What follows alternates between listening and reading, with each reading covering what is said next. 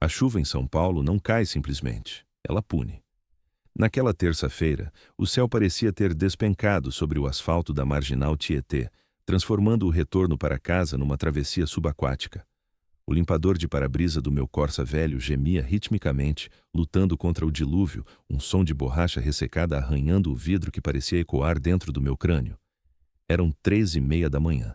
Meus dedos, manchados de graxa que nem o sabão industrial da oficina conseguia tirar completamente, tamborilavam no volante não por impaciência, mas por um espasmo muscular involuntário. Depois de 14 horas trocando suspensões de caminhão e alinhando eixos tortos, meu corpo não era mais meu. Era um amontoado de dores e cãibras movendo-se por memória muscular. Eu me chamo Beto, tenho 34 anos, mas o espelho do banheiro insiste em me mostrar alguém beirando os 50. Moro na Zona Leste, num daqueles bairros onde as casas são construídas aos poucos, tijolo por tijolo, e o reboco muitas vezes fica para uma próxima geração que nunca chega. Minha vida era aquilo: o cheiro de óleo diesel, o barulho da chave pneumática e o silêncio absoluto da minha casa quando eu voltava. Desde que a Cida foi embora, levando até os ímãs de geladeira, o silêncio tinha se tornado o meu inquilino mais fiel. Eu não reclamava. O silêncio não me cobrava pensão, não reclamava do cheiro de graxa nas minhas roupas e não me perguntava por que eu ainda não tinha sido promovido a gerente. Estacionei o carro na garagem estreita, raspando o retrovisor na coluna de concreto, um erro de cálculo causado pelo sono, e desliguei o motor. O som da chuva martelando o telhado de brasilite da garagem preencheu o vácuo deixado pelo motor. Respirei fundo, sentindo o ar úmido e pesado. Só queria um banho quente para tirar a camada de cidade que grudava na pele, esquentar um resto de feijoada e apagar no sofá assistindo a qualquer programa de televendas até o sol nascer. A rotina era o meu escudo. Se eu não saísse da linha, nada me atingiria. Destranquei o portão de ferro, lutando com a chave que sempre emperrava, e entrei. A casa cheirava a fechado e a café velho esquecido na garrafa térmica. Chutei os coturnos para um canto, deixei a jaqueta de brim pesada sobre a cadeira da cozinha e fui direto para o banheiro operando no piloto automático. A luz do corredor estava queimada há uma semana, então andei na penumbra, guiado apenas pela luz amarelada dos postes da rua que filtrava pelas frestas da persiana. Girei a maçaneta do banheiro, a porta não estava apenas encostada, estava trancada por dentro. Parei. O sono evaporou instantaneamente, substituído por uma injeção gelada de adrenalina que fez os pelos da minha nuca se eriçarem. Eu morava sozinho. Não tinha gato, cachorro, nem namorada. A única chave extra estava numa gaveta na cozinha, intocada. "Quem tá aí?" perguntei. Minha voz saiu rouca, grave, um rosnado que eu não reconheci. Silêncio. Apenas o som da chuva lá fora, e agora que eu prestava atenção, o som abafado de respiração contida, entrecortada, do outro lado da madeira compensada. Recuei 2 passos, fui até a cozinha e peguei a faca de carne que ficava no escorredor. Não era uma arma de filme. Era uma tramontina velha com o cabo de madeira gasto, mas na minha mão parecia a única coisa sólida no mundo. Voltei para a porta. "Eu vou contar até 3 e vou chutar essa porta", avisei mais alto. "Se for ladrão, é melhor pular a janela agora, porque eu não vou chamar a polícia. Eu vou resolver aqui mesmo." Ouvi um barulho de algo caindo, talvez um frasco de shampoo, e depois o destrancar da fechadura. O clique metálico soou como um tiro no corredor escuro. A porta se abriu lentamente, rangendo nas dobradiças que eu devia ter lubrificado meses atrás. A luz fluorescente do banheiro estava acesa e o brilho repentino feriu meus olhos habituados ao escuro. Quando minha visão focou, baixei a faca, mas não relaxei os músculos. Não era um ladrão de crack, nem um moleque da vizinhança tentando roubar o botijão de gás. Era uma mulher. Ela estava encolhida no canto entre o vaso sanitário e o gabinete da pia, como um animal acuado esperando o golpe final. Estava encharcada. A água pingava de suas roupas escuras, uma calça jeans preta e uma blusa de moletom que parecia 2 números maior que ela e formava uma poça escura no meu tapete felpudo azul. O cabelo, preto e liso, estava colado ao rosto, escondendo metade das feições. Mas o que me paralisou foram os olhos. Eram olhos de quem tinha visto o inferno 10 minutos atrás. Estavam arregalados, injetados de sangue, e tremiam em suas órbitas, varrendo o espaço entre a faca na minha mão e o meu rosto. Ela tremia tanto que eu podia ouvir os dentes batendo, um castanhoar rítmico e apavorante. "Pelo amor de Deus", ela sussurrou. A voz era um fio, quebrada, rouca. "Não faz nada comigo. Só Só me deixa ficar um pouco. Só até a chuva passar, por favor. Eu devia ter gritado, devia ter arrastado ela para fora. A lógica dizia que aquilo era uma armadilha, que havia um comparsa escondido no quarto, que eu ia levar uma paulada na cabeça a qualquer segundo. Dei um passo para trás, varrendo o corredor com o olhar, a faca ainda em riste. Quem é você? Como você entrou aqui? Tem mais alguém com você? Disparei as perguntas, tentando manter a autoridade, mas sentindo o absurdo da situação corroer minha certeza. Ninguém. Tô sozinha. Juro pela minha mãe, tô sozinha. Ela levantou as mãos, palmas abertas, num gesto de rendição. Notei que as mãos estavam sujas de lama e sangue seco. Havia um corte feio na lateral da mão esquerda, a janela dos fundos. O trinco estava podre. Eu só empurrei. Eu precisava me esconder. Eles estavam logo atrás. Eles quem? A polícia? Ela negou com a cabeça freneticamente, jogando gotas de água e suor no azulejo branco. Não, pior, muito pior. Se eu sair lá fora agora, eu tô morta. Moço, olha para mim. Eu não quero roubar nada. Eu só preciso respirar. Uma noite. Me deixa ficar num canto, no chão, qualquer lugar. Amanhã eu sumo. Eu olhei para ela.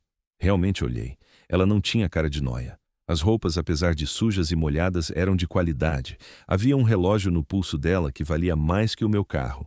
Mas o lábio estava inchado, cortado no canto, e havia um hematoma roxo começando a florescer na maçã do rosto, logo abaixo do olho direito.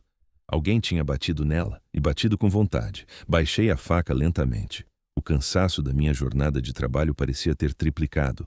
Minha coluna gritava, meus pés latejavam, e agora eu tinha uma fugitiva no meu banheiro.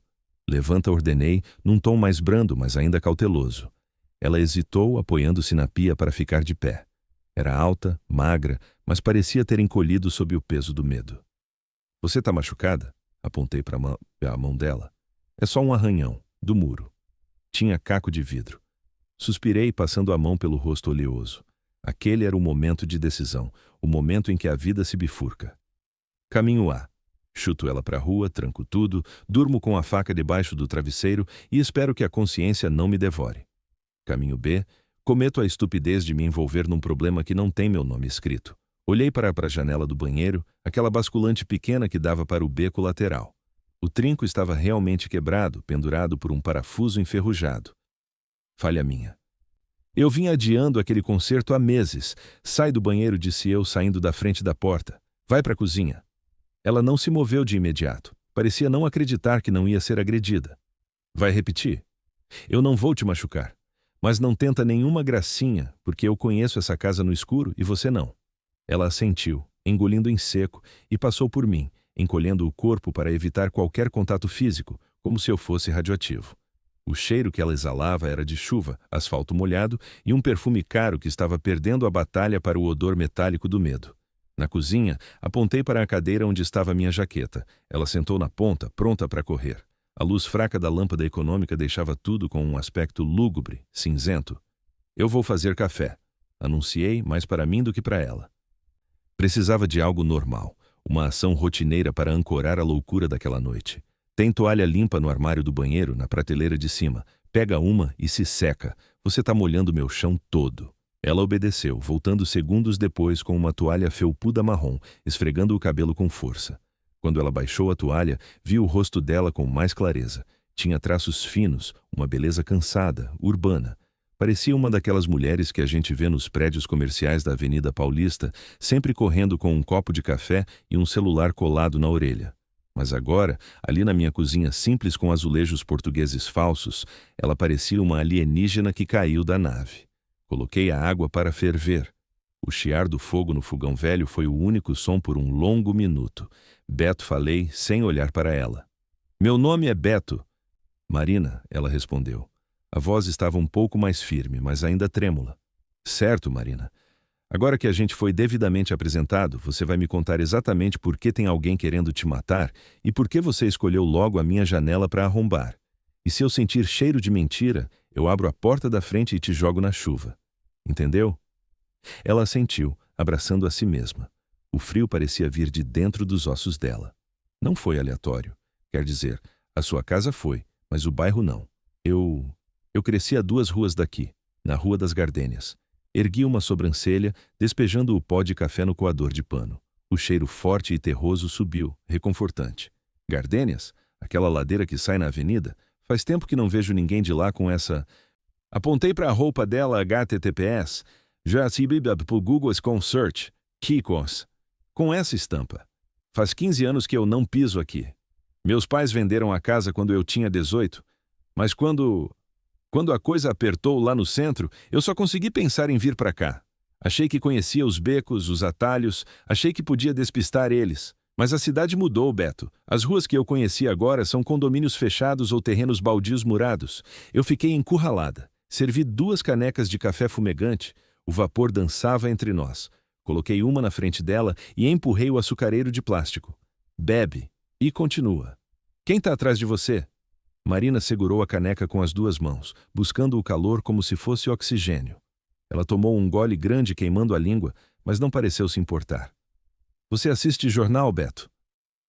Daqueles programas pinga-sangue do final da tarde? Tento evitar.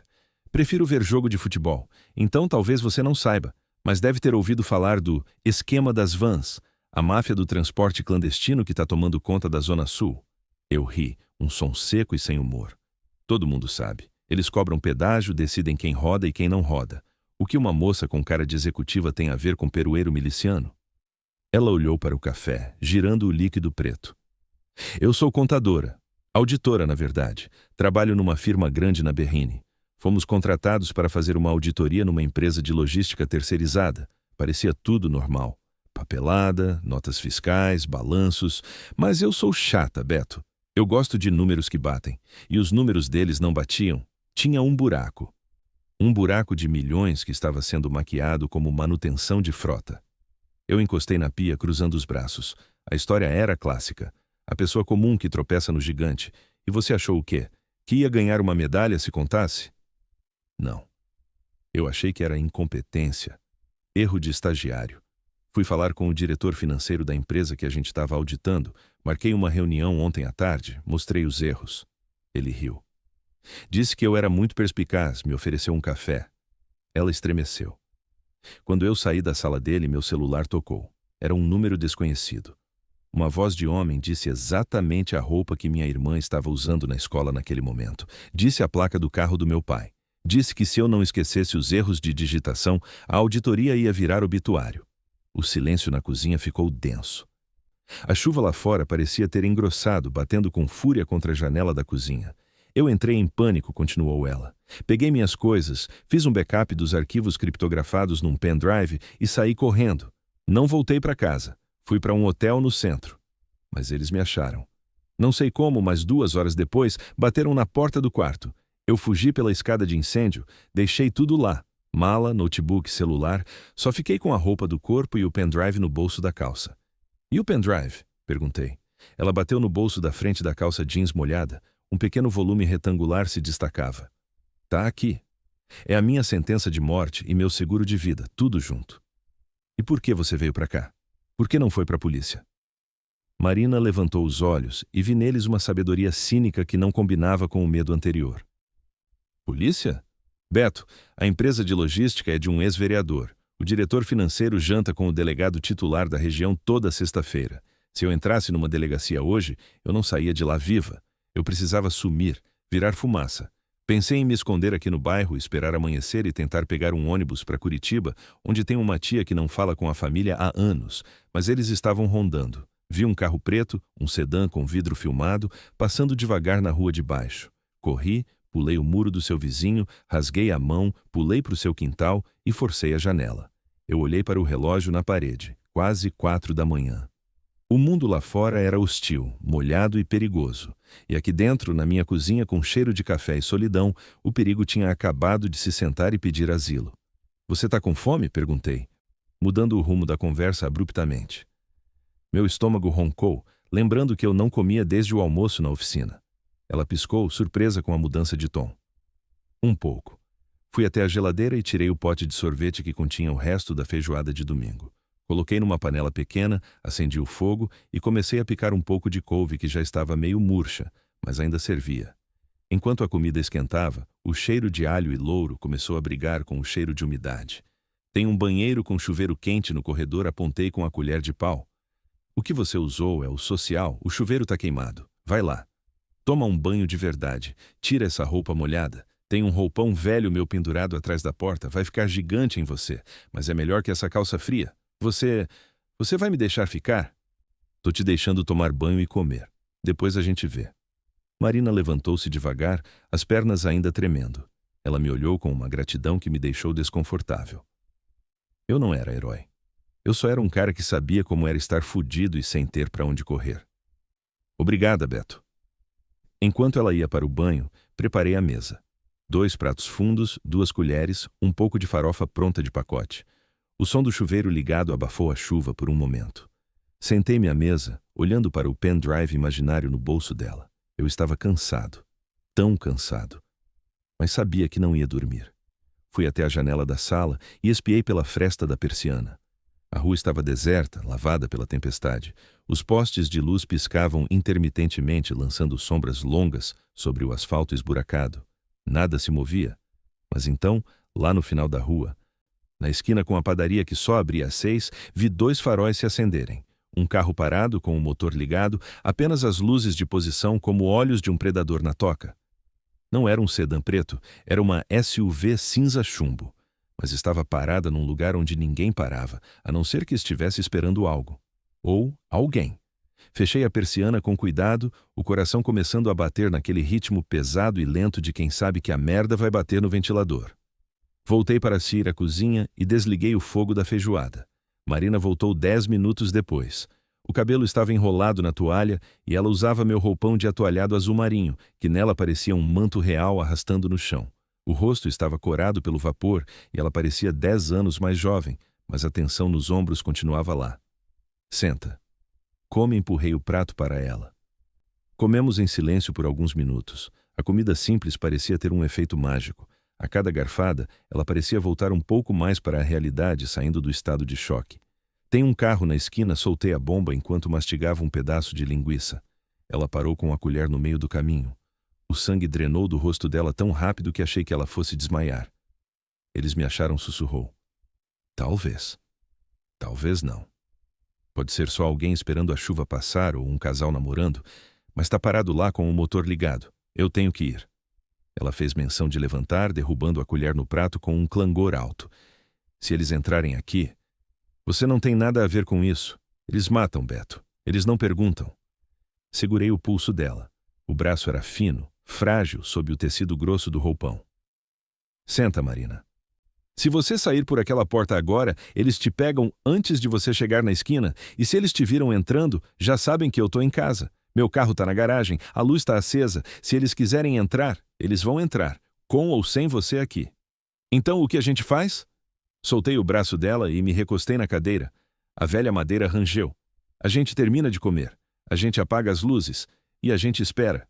Minha casa tem grade em todas as janelas e a porta da frente é de madeira maciça.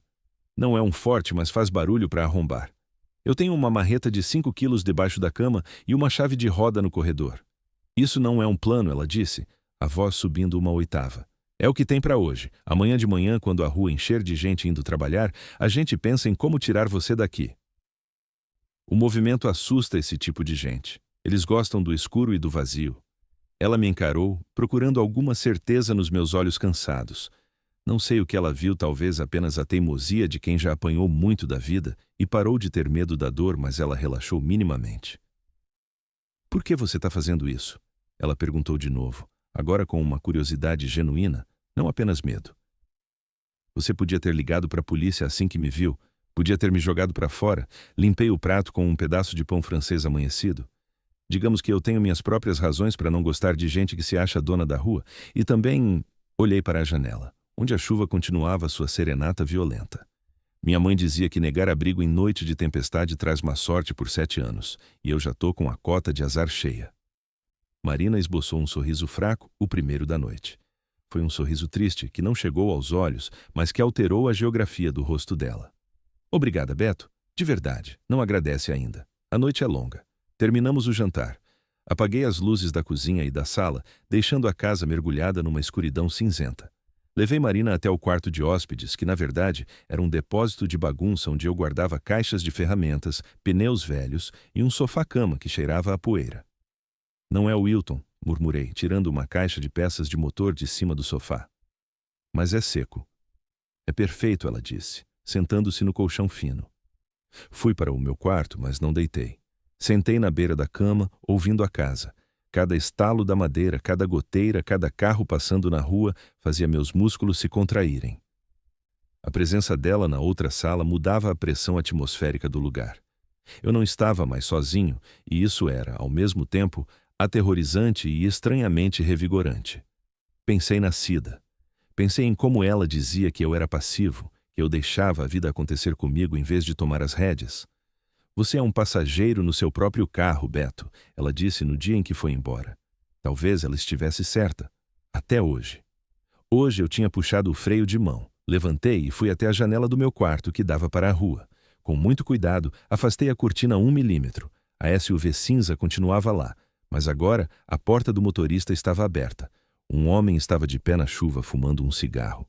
A brasa laranja brilhava na escuridão. Ele olhava fixamente para a minha casa. Ele não estava se escondendo, ele estava marcando território. Voltei para o corredor, a porta do quarto de Marina estava entreaberta. Você está dormindo? Sussurrei. Não, a resposta veio imediata. O cara saiu do carro. Tá olhando para cá. Ouvi o farfalhar dos lençóis e ela apareceu na porta, um vulto no escuro. Eles vão invadir? Não agora. Eles estão esperando. Talvez reforço, talvez uma ordem. Mas eles sabem que você está aqui. Eu preciso sair pelos fundos, pular o muro de novo. Esquece. O vizinho de trás tem 2 Rottweilers que não dormem. E se esse cara está na frente, tem outro cobrindo os fundos. É o procedimento padrão. Você entende muito de procedimento padrão para um mecânico, ela notou. Dei de ombros na escuridão. Cresci aqui, Marina. A gente aprende a ler a rua antes de aprender a ler livro. E eu já fiz umas besteiras quando era moleque. Conheço o tipo. Eles não querem testemunha, mas também não querem barulho se puderem evitar. Ficamos ali, parados no corredor estreito, 2 estranhos unidos por uma circunstância desastrosa. O cheiro do meu shampoo nela chegava até mim, misturado com o cheiro de umidade da casa. Eu sinto muito, ela disse, e a voz embargou. Eu destruí sua vida numa noite. Minha vida já estava precisando de uma reforma, tentei brincar, mas saiu pesado. Escuta, a gente vai se revezar. Eu fico acordado as primeiras 3 horas, você tenta dormir. Depois a gente troca. Se eles tentarem entrar, a gente vai ouvir. O portão da frente range que nem condenado. Eu não vou conseguir dormir. Tenta. Amanhã a gente vai precisar de cabeça fria. Ela voltou para o sofá-cama. Fui para a sala e me sentei na poltrona velha de courino, a marreta pesada pousada no meu colo como um gato de estimação feito de ferro. A primeira hora passou arrastada. A chuva diminuiu para uma garoa fina e irritante. O homem lá fora voltou para o carro. O silêncio voltou a reinar. Mas agora era um silêncio carregado, elétrico. Comecei a pensar nas opções. Eu tinha um celular pré-pago com pouco crédito. Podia ligar para o Toninho, um amigo que trabalhava na segurança do metrô, mas o que ele podia fazer? Podia ligar para a polícia, mas a história de Marina sobre a corrupção fazia sentido. Se a gente ligasse e aparecesse uma viatura amiga deles, a gente estava ferrado. Precisávamos de uma saída, uma alavanca. Lembrei-me do pendrive. Levantei e fui até o quarto onde ela estava. Marina, chamei baixo. Tô acordada. Esse pendrive. O que tem nele exatamente? Nomes, contas bancárias? Tudo. Planilhas de Excel com a contabilidade paralela, e-mails trocados entre o diretor e o tal vereador, comprovantes de depósitos em laranjas. É um mapa do tesouro, só que o tesouro é dinheiro sujo. Você tem cópia? Tava no meu notebook que ficou no hotel, e na nuvem da empresa que eles com certeza já apagaram. Esse pendrive é a única cópia física que sobrou. Se a gente conseguir fazer isso chegar na mão certa, na imprensa talvez? Como? Eu não conheço ninguém. E qualquer jornalista que receber isso vai querer confirmar a fonte. Até lá, eles me acham. Sentei na beira do sofá, no escuro. Eu conheço um cara, falei, hesitante. Não é jornalista, é advogado. Porta de cadeia, mas é honesto. Do jeito dele. Ele tirou meu irmão de uma enrascada feia uns anos atrás. O escritório dele fica no centro, naquelas galerias velhas da 7 de abril. Se a gente conseguir chegar lá... É longe, Beto. Com eles na cola? Eu conheço a cidade, conheço os buracos. Se a gente sair na hora certa... Um barulho vindo do quintal dos fundos nos calou. Foi o som inconfundível de uma telha quebrando. Alguém estava andando no telhado da lavanderia. Levantei num pulo, segurando a marreta com força. Eles cansaram de esperar, sussurrei. Marina levantou-se, o pânico irradiando dela como calor. Vai pro banheiro, ordenei, empurrando-a levemente. Tranca a porta, entra no boxe e deita no chão. Se ouvir barulho de tiro, não grita, só reza. E você? Eu vou apresentar a minha marreta para quem está estragando meu telhado. Ela correu para o banheiro. Ouvi a tranca girar. Respirei fundo, sentindo o peso frio da ferramenta na minha mão. A adrenalina limpou o cansaço, limpou a dúvida. Agora era sobrevivência pura e simples, a lógica animal. Caminhei silenciosamente até a cozinha que dava para o quintal dos fundos. A porta de metal tinha uma janelinha de vidro aramado. Espiei. Um vulto descia pela parede, usando o tanque de lavar roupa como degrau. Era um homem grande, vestindo capa de chuva preta. Ele pisou no chão com suavidade surpreendente para o tamanho. Na mão direita, algo brilhava. Um pé de cabra? Não. Uma pistola. Meu estômago gelou. Marreta contra pistola não era uma briga justa, mas era a briga que eu tinha. O homem se aproximou da porta da cozinha. Vi a mão dele testando a maçaneta, trancada. Ele recuou um passo e levantou a arma mirando na fechadura. Ele ia atirar para arrombar. O barulho ia acordar a vizinhança, mas a essa altura, acho que eles não se importavam mais. Eu tinha segundos. Olhei para o lado. O quadro de força da casa ficava na parede da cozinha, logo atrás da geladeira. Se eu desligasse a chave geral, a luz externa do quintal apagaria, deixando tudo num breu absoluto. Ele estaria vindo do claro para o escuro e eu estaria na minha toca. Deslizei a mão pela parede, tateando até encontrar a caixa de metal. Abri a tampa com cuidado para não fazer barulho. O homem lá fora estava se posicionando. 1, 2. Bati no disjuntor geral. A casa mergulhou na escuridão total. A luz do poste da rua que iluminava o quintal também dependia de um sensor que, por sorte, estava ligado na minha rede. Uma gambiarra antiga do meu pai. O quintal ficou escuro. O homem lá fora hesitou. Ouvi ele xingar baixo. Porra, caiu a luz, entra logo. Caralho! Uma voz sussurrada veio de cima do muro. Tinha outro. O primeiro homem chutou a porta. A madeira estalou, mas aguentou. Ele chutou de novo, com mais força, perto da fechadura. A porta cedeu, batendo contra a parede interna. Ele entrou, a silhueta recortada contra o cinza um pouco mais claro do quintal. A arma ia à frente, varrendo o vazio. Eu estava agachado atrás do balcão americano que dividia a cozinha da sala. Esperei ele dar o segundo passo. O piso da cozinha tinha uma cerâmica solta que fazia um tec característico. Tec. Levantei e girei o corpo, usando o impulso das pernas e do quadril. Não mirei na cabeça, era um alvo pequeno e móvel. Mirei no braço esticado que segurava a arma. A marreta assobiou no ar. O impacto foi nauseante, metal contra osso. O homem urrou, um som gutural de dor pura. E a arma voou longe, deslizando pelo chão da cozinha até bater no fogão. Ele dobrou os joelhos, segurando o braço quebrado junto ao peito. Não parei. Chutei o peito dele com a sola do coturno, jogando-o para trás contra o homem que estava tentando entrar logo depois dele. Os dois se embolaram na porta estreita. Corre, Marina! Berrei, minha voz rasgando a garganta. Não esperei resposta. Corri para o corredor, agarrei a chave do carro que estava no bolso da minha jaqueta jogada na cadeira, que eu tinha pego no caminho, e fui para a porta da frente. Marina saiu do banheiro pálida como um fantasma, segurando o roupão fechado com força. Pra garagem! Agora! Empurrei ela em direção à porta da sala. Abrimos a porta da frente. A chuva nos atingiu de novo, fria e indiferente. Corremos os 3 metros de calçada até o portão da garagem. Minha mão tremia tanto que deixei a chave cair. Merda! Merda! Eles estão vindo! Marina gritou, olhando para trás, para dentro da casa, onde sombras se moviam na cozinha. Achei a chave na poça de água, encaixei no portão. Destranquei. Levantei a grade basculante com um puxão violento que quase deslocou meu ombro. Entra no carro! Entramos no Corsa. Travei as portas assim que bati a minha. A chave na ignição. O motor tossiu 1 vez, 2 vezes. Pega, seu lixo, pega! Soquei o painel. O motor rugiu na 3ª tentativa. Engatei a ré. Na porta da minha casa, o homem do braço quebrado apareceu, apoiado pelo comparsa. O segundo homem levantou uma arma com a mão esquerda. Pisei fundo no acelerador.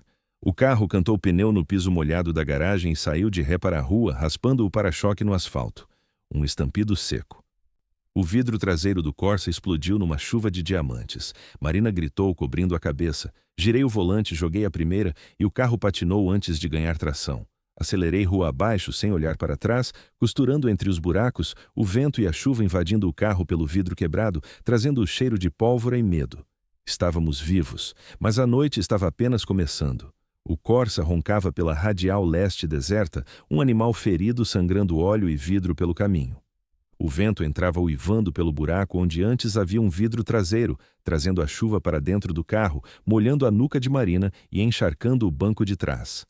Eu dirigia com os olhos fixos nos retrovisores, os nós dos dedos brancos de tanto apertar o volante. A cada farol que aparecia lá atrás, meu coração dava um tranco seco no peito. "Você tá bem?" Perguntei sem desviar o olhar da estrada. A adrenalina estava começando a baixar, e no lugar dela vinha a tremedeira. Minhas mãos, que minutos antes seguraram uma marreta com firmeza assassina, agora pareciam feitas de gelatina.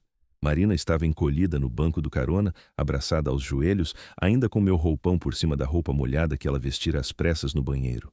Ela tremia, mas não de frio. Era o choque. "Eles viram seu rosto?" Ela perguntou, a voz quase inaudível por causa do barulho do vento e dos pneus no asfalto molhado. "Provavelmente. E viram a placa do carro. Esse Corsa já era. Minha casa já era." O peso dessas palavras caiu sobre o painel do carro como uma bigorna.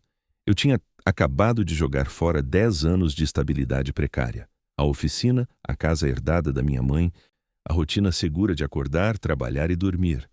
Tudo trocado por uma fuga na chuva com uma desconhecida. "Desculpa, Beto, eu sinto muito." Ela começou a chorar, um choro silencioso e convulsivo. Guarda o choro cortei, ríspido, não por maldade, mas porque eu precisava de foco. Emoção agora era luxo. A gente precisa sair da rua. Eles vão acionar os contatos. Polícia rodoviária, PM, tudo. Se a gente passar numa blitz com esse vidro estourado e você com cara de enterro, a gente roda. Para onde a gente vai? Eu estava calculando. A zona leste estava queimada. O centro era perigoso à noite, mas cheio de buracos para se esconder. A zona norte tinha as saídas para as rodovias. Tem um hotelzinho perto da rodoviária do Tietê. Daqueles que alugam quarto por hora para caminhoneiro e gente que perdeu o ônibus. Não pedem documento se você pagar adiantado em dinheiro. A gente encosta lá, espera o dia clarear e o comércio abrir. E depois? Depois a gente vai atrás do Dr. Hélio, o advogado que eu te falei. Dirigi por mais 40 minutos costurando por avenidas secundárias para evitar as câmeras de radar da Marginal. O carro parecia gritar a cada buraco, a suspensão velha reclamando do peso e da velocidade. Quando avistei o letreiro neon falho do Hotel Pouso Seguro, soltei um ar que nem sabia que estava prendendo. Entrei no estacionamento subterrâneo, escuro e cheirando a urina e óleo queimado. Parei o Corsa num canto, entre uma picape velha e uma coluna de concreto, tentando esconder a traseira destruída. Põe o capuz do roupão e instruí. Baixa a cabeça. Deixa que eu falo. A recepção era um cubículo blindado com um vidro grosso e sujo. O recepcionista, um senhor com cara de quem não dormia desde 1990, nem levantou os olhos da TV portátil onde passava um filme de Kung Fu dublado. Quarto para casal. Uma diária falei, deslizando 2 notas de R$ 50 pela gaveta de metal. Ele pegou o dinheiro, checou as notas contra a luz e jogou uma chave com um chaveiro de acrílico pesado no balcão. Quarto, 204. Segundo andar. O elevador tá quebrado. Não quero barulho depois das 6. Subimos as escadas de concreto encardido. O corredor cheirava a cigarro barato e desinfetante de pinho, aquela mistura clássica da solidão urbana. Quando fechei a porta do quarto 204 e girei a tranca 2 vezes, Marina soltou o corpo e escorregou pela parede até o chão, como se tivessem cortado as cordas que a mantinham em pé. O quarto era triste. Uma cama de casal com colcha de chenille marrom, uma TV de tubo pendurada no teto e um ventilador de teto que parecia prestes a decolar. Mas era seco. E tinha paredes. Fui até a janela e espiei através da cortina blackout rasgada. O estacionamento estava quieto. Ninguém nos seguiu. Por enquanto. "Levanta, Marina", falei, indo até ela e estendendo a mão. "O chão tá sujo." Ela pegou minha mão, a pele dela estava gelada. Ajudei-a a sentar na cama. Ela parecia em transe, os olhos fixos num ponto qualquer do papel de parede descascado. "Eu matei aquele cara?" perguntei, a dúvida corroendo meu estômago. A sensação da marreta esmagando o braço dele ainda vibrava na minha mão direita. Marina piscou, voltando para o presente. Não sei. Ouvi o grito. Acho que você quebrou o braço dele, mas matar... Não sei. Se ele morreu, eu sou um assassino. Se ele viveu, ele vai vir atrás de mim com o dobro de raiva. Sentei na poltrona no canto do quarto, sentindo o cansaço bater como uma onda física. Tirei os coturnos molhados. Meus pés estavam inchados. Você salvou minha vida, ela disse, a voz firme pela primeira vez em horas. Não importa o que aconteça, você salvou minha vida. Olhei para ela. Sem a chuva, sem o terror imediato, ela era apenas uma mulher cansada, vestindo roupas de homem num quarto de hotel barato. Havia uma dignidade nela, uma resistência silenciosa que me lembrava minha mãe. Por que você não desistiu? Perguntei. Quando eles te ameaçaram? Por que não jogou o pendrive no lixo e fingiu demência? Ela passou a mão pelo cabelo embaraçado. Porque eu cansei de ver eles ganharem, Beto. Meu pai tinha uma lojinha de ferragens, pequena. Ele trabalhou a vida toda nela. Uns 5 anos atrás, uma construtora quis comprar o quarteirão para fazer um prédio espelhado. Ele não quis vender. Começaram a aparecer fiscais da prefeitura todo dia. Multa por causa da calçada, multa por causa do extintor, multa porque a placa estava torta. Depois, assaltaram a loja 3 vezes na mesma semana. Levaram tudo. O seguro não cobriu porque disseram que havia irregularidades. Ele faliu. Morreu de infarto 6 meses depois. A construtora comprou o terreno no leilão por preço de banana. Ela olhou para mim e vi a raiva queimando sob o cansaço. O dono dessa construtora é o mesmo grupo que financia a empresa de logística que eu auditei. Quando eu vi os nomes, quando vi o dinheiro desviado, eu senti que era a minha vez de cobrar a multa. Entende? Eu entendia. Entendia perfeitamente. Era a raiva do pequeno contra o grande, a raiva de quem segue as regras e vê quem trapaceia levando o troféu. Entendo, murmurei. A gente vai entregar eles amanhã. Você devia ir embora, Beto. Me deixa aqui. Eu me viro. Você já fez demais. Pega seu carro, vai para outra cidade. Ri, balançando aqui a cabeça. Meu carro tá fichado. Minha cara tá fichada. Eu tô no barco agora, Marina, e eu não sei nadar sozinho. Houve um silêncio, mas não era desconfortável. Era o silêncio de 2 soldados na trincheira dividindo o último cigarro. Tenta dormir, falei. Eu fico de vigia. Dessa vez, ela não discutiu. Deitou-se na cama, puxando a colcha marrom até o pescoço. Em 5 minutos, a respiração dela ficou pesada e rítmica. Ela apagou. Fiquei acordado, olhando para as pás do ventilador girando devagar. Pensei na minha vida. Tão vazia, tão segura. Eu reclamava da solidão, mas a solidão era segura. Agora, o perigo tinha preenchido todos os espaços, e estranhamente eu me sentia mais vivo do que em qualquer momento dos últimos 5 anos. O sol nasceu cinza e poluído sobre São Paulo. Acordei Marina às 7. Ela acordou assustada, dando um pulo na cama antes de reconhecer onde estava. Hora de ir, falei. O trânsito vai estar um inferno. É a nossa melhor cobertura. Descemos. O Corsa estava lá, triste e quebrado. A gente não pode ir com ele, falei, olhando para o vidro estourado. Chama muita atenção. E a placa já deve estar no sistema de câmeras da cidade. O que a gente faz? A gente deixa ele aqui. É um caixão de metal agora. Tirei tudo o que podia do porta-luvas. Documentos, um canivete suíço, um pacote de bolacha murcha e uma garrafa de água. Tranquei o carro, sabendo que provavelmente nunca mais o veria. Aquilo doeu. Aquele carro tinha me levado para a praia, para o trabalho, para o hospital quando minha mãe adoeceu. Era parte de mim. Dei um tapinha no capô, um adeus silencioso. Saímos a pé do hotel, misturando-nos à multidão que caminhava em direção à estação de metrô do Tietê. Eram milhares de pessoas, um rio de gente cansada indo buscar o pão. Marina, com a calça jeans seca mas amassada e a minha jaqueta de brim que ficava enorme nela, parecia apenas mais uma trabalhadora exausta voltando do turno da noite. Compramos bilhetes com dinheiro vivo. Passamos pela catraca. O cheiro de humanidade suada, café e pão de queijo do metrô me atingiu. Nunca me senti tão seguro no meio de tanta gente. Para onde agora? Ela sussurrou segurando meu braço quando o trem chegou lotado. Estação República. De lá a gente anda até a 7 de abril. A viagem foi tensa. A cada parada, eu escaneava os rostos. Homens de terno, estudantes com fones de ouvido, vendedores ambulantes. A paranoia me fazia ver inimigos em todo lugar. Aquele cara lendo o jornal? Muito atento. Aquele outro com a mão no bolso da jaqueta? Suspeito. Descemos na República. O sol tentava furar a camada de poluição. O centro de São Paulo é uma besta estranha, decadente e majestoso ao mesmo tempo. Prédios art deco caindo aos pedaços, mendigos dormindo nas portas de lojas de ouro, a pressa insana dos office boys. Caminhamos rápido. Marina mantinha a cabeça baixa, o pendrive apertado dentro do bolso, a mão nunca saindo de lá. A galeria onde ficava o escritório do Dr. Hélio era um daqueles prédios antigos com elevador de grade pantográfica e ascensorista. O saguão cheirava a cera velha. Quarto andar, falei para o ascensorista. O escritório do Dr. Hélio tinha uma porta de madeira fosca com o nome Hélio Bicudo, Advocacia Criminal e Cível, pintado em letras douradas que já estavam descascando. Toquei a campainha. A porta se abriu e revelou uma secretária que parecia ter a mesma idade do prédio, com óculos pendurados numa corrente. "O Dr. Hélio está?" perguntei. "É o Beto, filho da dona Jandira. Ele vai querer me ver." 5 minutos depois, estávamos sentados na sala dele. Era uma sala abarrotada de processos, pilhas de papel amarelado que desafiavam a gravidade. Dr. Hélio era um homem pequeno, gordo, com um charuto apagado no canto da boca e suspensórios. Ele ouviu a história em silêncio, girando uma caneta tinteiro entre os dedos. Quando Marina terminou de falar sobre o esquema e colocou o pendrive na mesa de madeira maciça, ele parou de girar a caneta. "Vocês têm noção do tamanho da encrenca que arrumaram?"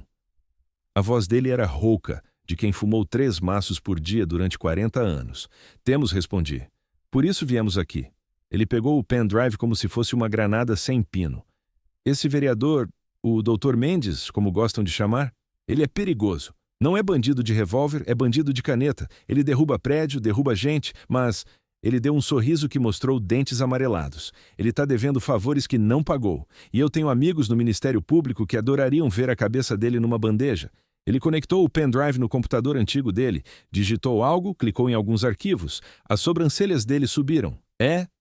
Isso aqui é dinamite pura. Evasão de divisas, formação de quadrilha, fraude em licitação." A menina fez o dever de casa direitinho. Marina soltou o ar. "O que a gente faz agora?" "Agora? Agora vocês somem. Eu vou ligar para o promotor Barreto. Ele é honesto, Caxias até demais. Ele vai pedir a prisão preventiva dessa gente ainda hoje, mas até a polícia bater na porta deles, vocês são alvos móveis." "A gente não tem para onde ir, doutor", falei. "Eles sabem minha casa, meu carro ficou no hotel." Hélio abriu uma gaveta e tirou um maço de notas preso com um elástico e um molho de chaves. "Tem um sítio em Juquitiba, fica no meio do mato. Ninguém sabe, nem minha ex-mulher. Peguem um Uber até o estacionamento aqui do lado, peçam o carro do meu filho que está parado lá, um Fiat Uno velho mas confiável, e sumam para lá. Fiquem lá até eu ligar. Não liguem celular, não usem cartão. Comprem comida em dinheiro na beira da estrada." Peguei as chaves. Minha mão tremeu de leve. "Obrigado, doutor. Como eu vou pagar isso?" Ele acendeu o charuto, soltando uma nuvem de fumaça azulada. "Sua mãe fazia o melhor bolo de fubá desse mundo, Beto. E ela foi a única pessoa que me visitou quando eu tive aquele infarto e todo mundo achou que eu ia empacotar. Considera pago. Agora vão. Rápido." Saímos do escritório com uma sensação estranha de esperança misturada com terror. O elevador demorou a chegar. Quando as portas se abriram no térreo, meu instinto gritou. No saguão da galeria, 2 homens de terno preto estavam parados perto da portaria, fingindo olhar a vitrine de uma loja de selos. Eram grandes e tinham aquele volume característico debaixo do paletó, na altura da cintura. "Merda", sussurrei, puxando Marina de volta para dentro do elevador antes que a porta fechasse totalmente, mas era tarde. Um deles olhou. Os olhos se cruzaram. O reconhecimento foi instantâneo. "Segura!" O homem gritou, correndo em direção às grades. Bati a mão no botão de fechar a porta e no botão do último andar, o 10º. O ascensorista nos olhou assustado. "O que está acontecendo? Só sobe, seu Joaquim! Sobe!" Gritei. As grades se fecharam segundos antes do homem alcançar. O elevador começou a subir, lento e barulhento. "Eles vão pegar a escada", disse Marina, pálida. "Ou o outro elevador." Chegamos ao 10º andar. Era o terraço, acesso para a casa de máquinas. Saímos correndo. Havia uma porta de metal que dava para o telhado. Estava trancada com corrente. Droga! Chutei a porta. Nada. Olhei em volta. Havia uma janela basculante que dava para o parapeito externo. O prédio vizinho, um edifício-garagem, ficava a cerca de 2 metros de distância. O muro dele era mais baixo. "Você confia em mim?" Perguntei para Marina, abrindo a janela. O vento do 10º andar despenteou meu cabelo. Lá embaixo, os carros eram brinquedos barulhentos. Não, ela gritou, olhando para o abismo. Eu não vou pular. Eles estão subindo, Marina. A gente não tem arma, não tem saída. É pular ou morrer aqui. O som de passos pesados subindo até a escadaria ecoou no corredor. Subi no parapeito. A vertigem tentou me derrubar, mas o medo de levar um tiro nas costas era maior. Vem! Estendi a mão. Ela subiu, chorando, tremendo violentamente. No 3, a gente pula junto. Mira no capô daquele carro estacionado no último andar do garagem. O teto vai amortecer. É muito longe. 2. A porta do corredor explodiu com um chute. Os homens entraram, armas em punho. 3. Pulamos. Aquele segundo no ar durou uma eternidade. Vi o céu cinza, vi os pombos voando assustados, vi o rosto de Marina contorcido num grito mudo. Aterrissei. Não no carro, mas no chão de concreto do edifício garagem, rolando como um saco de batatas. A dor no tornozelo foi lancinante, subindo pela perna como um choque elétrico. Marina caiu um pouco mais à frente, batendo o ombro com força contra a tamureta. Ai! Ela gritou, segurando-se o braço. Levantei, mancando. A adrenalina mascarava a dor, mas eu sabia que tinha torcido feio, talvez quebrado. Levanta! Corre! Os homens apareceram na janela do outro prédio. Começaram a atirar. Pá, pá, pá! As balas ricochetearam no concreto perto dos nossos pés, soltando lascas de pedra. Corremos, eu mancando, ela segurando o braço para dentro do estacionamento, zigue-zagueando entre os carros parados. Descemos a rampa em espiral, esperando encontrar uma saída. No 3º andar, um carro manobrava para sair. Um Honda Civic prata. Uma senhora dirigia. Não pensei. Agi por instinto de sobrevivência pura. Entrei na frente do carro. Ela freou bruscamente. Sai do carro. Gritei, abrindo a porta dela. Polícia! Sai agora! A mulher saiu gritando, largando a bolsa. Joguei Marina no banco do passageiro e pulei para o volante. Saímos do edifício garagem cantando pneu, derrubando a cancela de saída. Entramos na Rua da Consolação na contramão por um trecho, desviando de ônibus e táxis que buzinavam furiosamente antes de conseguir cruzar para o sentido certo. Olhei pelo retrovisor. Ninguém seguindo. Tínhamos despistado eles no caos. Dirigimos até Juquitiba num silêncio atordoado. A dor no meu tornozelo latejava em sincronia com meu coração. Marina chorava baixinho, segurando o ombro deslocado. O sítio era exatamente como o Dr. Hélio descreveu. Um refúgio no meio da Mata Atlântica, acessível apenas por uma estrada de terra esburacada onde o Civic roubado sofreu para passar. A casa era simples, de madeira e tijolo aparente, cheirando a mofo e sossego. Entramos e trancamos a porta. Não havia energia elétrica ligada, apenas um lampião a gás e uma lareira. Fiz uma tipóia para o braço de Marina com um lençol velho. Ela enfaixou meu pé, que estava inchado e roxo como uma berinjela. A gente conseguiu? Ela perguntou sentada no tapete da sala, à luz do lampião. O pendrive ficou com o Hélio. Se ele fez o que prometeu? A gente conseguiu. Passamos 3 dias lá, comendo macarrão instantâneo que achamos no armário e bebendo água do filtro de barro, sem notícias, sem internet, apenas o som dos grilos e da nossa própria respiração. Nesses 3 dias, a barreira entre nós ruiu. Não teve beijo apaixonado de filme, teve conversas longas na varanda, olhando a chuva cair na mata. Falei da Cida, de como eu me sentia um fracassado por ter 34 anos e nada para mostrar. Ela falou dos sonhos que abandonou para virar auditora, de como queria ter sido chefe de cozinha, de como a solidão dela era cheia de gente e reuniões vazias. Descobri que ela roncava baixinho quando dormia exausta. Ela descobriu que eu tinha medo de trovão. No 4º dia, ouvimos um carro se aproximando. Meu coração parou. Peguei a única arma que tínhamos, um facão enferrujado que achei na cozinha. Marina se escondeu atrás do sofá. O carro parou. Passos na varanda. Beto? Sou eu, Hélio. Abri a porta, quase caindo de alívio. O advogado estava lá, sorrindo com um charuto na boca, segurando um jornal. Trouxe leitura para vocês. Ele jogou o jornal na mesa. A manchete de capa. Operação Lava Jato do Transporte. Vereador e empresários presos em esquema bilionário. Tinha foto dos algemados, o diretor financeiro, o vereador e até o capanga que invadiu minha casa, identificado como um ex-policial expulso da corporação. Pegaram todo mundo. Marina perguntou, pegando o seu jornal com as mãos trêmulas. Os cabeças e os braços. O pendrive de vocês era o elo perdido. O promotor Barreto fez a festa. Vocês são testemunhas protegidas agora, mas, sinceramente, com a mídia em cima desse jeito, eles não vão ousar tocar num fio de cabelo de vocês. Seria suicídio. Sentei na cadeira sentindo o peso do mundo sair das minhas costas. Acabou. 6 meses depois. Estou numa oficina pequena em São José dos Campos. Não é minha, sou funcionário, mas o dono é gente boa, me deixa sair mais cedo às quintas. Moro num apartamento de 2 quartos, alugado. Meu Corsa nunca mais vi.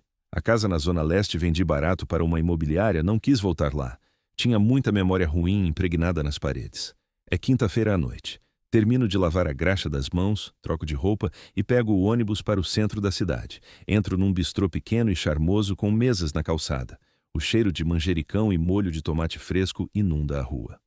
Lá dentro, na cozinha aberta, vejo Marina.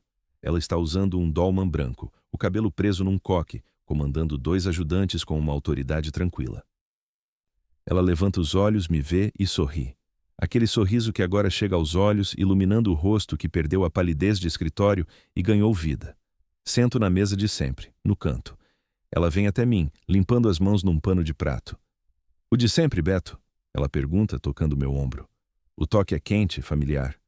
O de sempre, Marina. A gente não namora. Não do jeito tradicional. A gente é sócios na sobrevivência. Somos 2 pessoas quebradas que encontraram peças compatíveis um no outro. Às vezes ela dorme lá em casa, a gente assiste filme e dorme abraçado porque os pesadelos ainda vêm de vez em quando. Às vezes a gente briga porque eu sou teimoso e ela é mandona. Mas quando olho para ela, não vejo a mulher aterrorizada no meu banheiro. Vejo a pessoa que me fez chutar a porta da minha própria inércia. Sabe, ela diz, servindo uma taça de vinho para mim. Tava pensando, aquela receita de feijoada que você improvisou naquela noite, acho que vou colocar no cardápio de sábado. Feijoada da tempestade. O que acha? Sorriu pegando a taça. Acho que tem gosto de perigo. Não, ela corrige, piscando. Tem gosto de recomeço. Brindamos. Lá fora começa a chover. Mas agora a chuva não me assusta mais. É só água lavando a rua, abrindo caminho para o que vem depois. E pela primeira vez em anos, eu mal posso esperar pelo amanhã.